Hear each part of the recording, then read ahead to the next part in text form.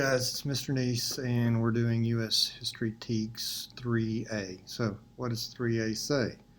3A says, analyze political issues such as Indian policies, the growth of political machines, and civil service reform. So, these are issues mostly from the late 1800s, and what it's expecting you to know is understand, like the Indian policies, we've got the Great Migration, we're moving west from the eastern side of the country, or what's now our country, and we're imposing upon Indian lands, and that means we're going to be conflicting with them, we're going to be rounding them up, we're going to try to assimilate them, meaning bringing them into our culture, absorbing them into our way of life, rounding them up, sticking them on reservations, and then we're going to do the Dawes Act, where we're going to divide up the reservation areas if we haven't already taken it, and allot them to individuals. And that also becomes a backdoor for us to gain more land, because after we've taken their land, stick them on a reservation, and then do a Dawes Act, and we divide it up, there's leftover land. There's more land for us to take. The decimation of the buffalo population, also killing their food source, affecting their culture tremendously as well. But Indian policies were very devastating to the tribes at this time, and that is one aspect of this SE it's wanting you to understand.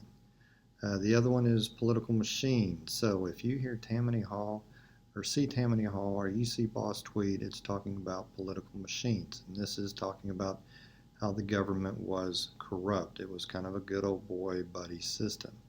You could literally be an immigrant, arrive into the city off the boat, and somebody takes you to a neighborhood, sets you an apartment, give you hey, go report to this guy, you'll have a job tomorrow. He's working for the government, and he wants you to vote for his man or his political person in the next election, so that ensures that that person stays in power.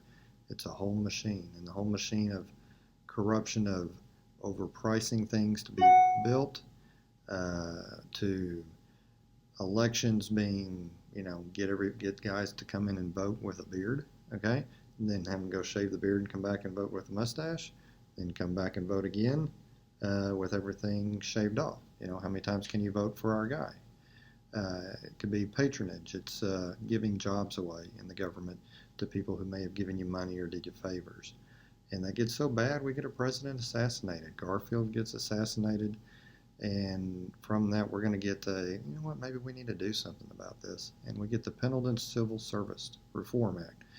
And with that, that now requires a civil service test. You have to have merit to get a job, show you can do the job, and earn rights to move up in the government and to try to fix that corruption. So when it talks about political machine, Pendleton Civil Service Reform, as a result of things like Boss Tweed and Tammany Hall. Okay.